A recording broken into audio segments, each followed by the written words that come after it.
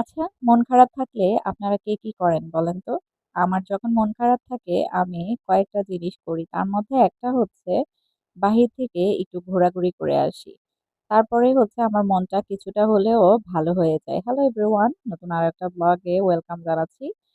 আজকে মনটা একটা কারণে ভীষণই খারাপ ছিল। তো তারপরে হচ্ছে গিয়ে ভাবলাম একটু বাহির থেকে ঘুরে আসি। আর ঠিক বিকেলের পরে হচ্ছে বের হয়েছিলাম। ওয়েদারটাও আজকে অনেক সুন্দর ছিল। তো এখানে এসে দেখলাম অনেক সুন্দর একটা খোলামেলা জায়গা, একটা সুন্দর রেস্টুরেন্ট ছিল। তো ওদের ডেকোরেশনটা না আমার এত বেশি পছন্দ হয়েছে। বিশাল একটা স্পেস, খোলা জায়গাতে ওরা খুব সুন্দর করে এভাবে অর্গানাইজ করেছে। আর এই জায়গাটা না রাতের বেলা আরো বেশি সুন্দর লাগে। কারণ জায়গায়, জায়গায় সুন্দর করে হচ্ছে লাইটিং করা ছিল। আর এই যে পাখির কিচিমিচি শব্দ ছিল আর আমায়রা খুব এনজয় করছিল খোলামেলা জায়গা। আমারও বেশ ভালো লাগছিল। খুব সুন্দর বাতাস ছিল। আর জায়গাটাও খুব সুন্দর ছিমছাম গোছানো ছিল। আর এই যে দেখতে পাচ্ছেন এই গাছটা কি গাছ বলুন তো? আপনাদের ভাইয়া আমাকে বলল এটা হচ্ছে শিমুল গাছ। এটার উপরে হচ্ছে একটা পাখিও বাসা করেছিল খুব সুন্দর।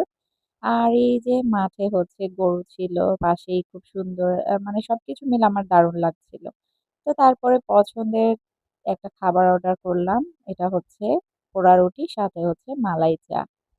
তো আমি ঢাকায় এর আগেও হচ্ছে পোড়া রুটি মালাই চা ট্রাই করেছিলাম। কিন্তু আমার সে সময় খুব বেশ একটা ভালো লাগেনি। কিন্তু এইখানকার খাবারটা অনেক বেশি মজার ছিল। পোড়া রুটির সাথে মালাই দুধ চার কম্বিনেশনটা জাস্ট অসাধারণ ছিল। আর সেই সঙ্গে হচ্ছে এত সুন্দর একটা এনভায়রনমেন্টে বসে খাচ্ছিলাম সবকিছু মিলে দারুণ একটা অনুভূতি ছিল। তারপর আমাইরা তার পছন্দের ফুচকা নিয়ে নিল।